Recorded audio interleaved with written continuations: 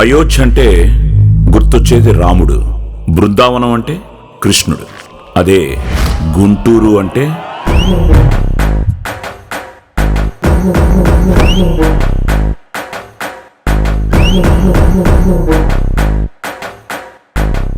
మా వాడు ఎలా ఉంటాడు అంటే నాన్నమాట జవదాటని రాముడ్లా, మాయలు చేసే కృష్ణుడ్లా,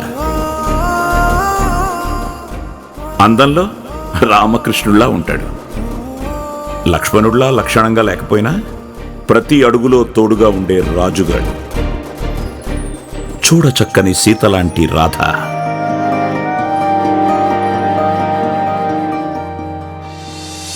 సొగసరి సత్యభామ లాంటి తార,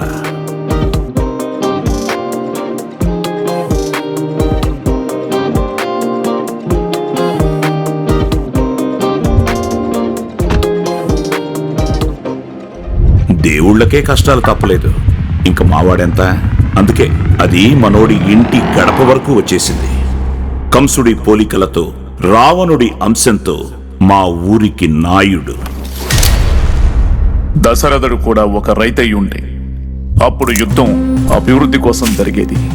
ఇప్పుడు అదే జరుగుతుంది. పుడమికి అల్లుడు కాకపోయినా, యాదవుల్లో మాధవుడు కాకపోయినా, దైవాంశ సంభూతుడు కాకపోయినా చెడుకి ఎదురు నిలిచాడు. కృష్ణ సారథ్యం, రామ బాణం రెండూ ఒక్కటే అయితే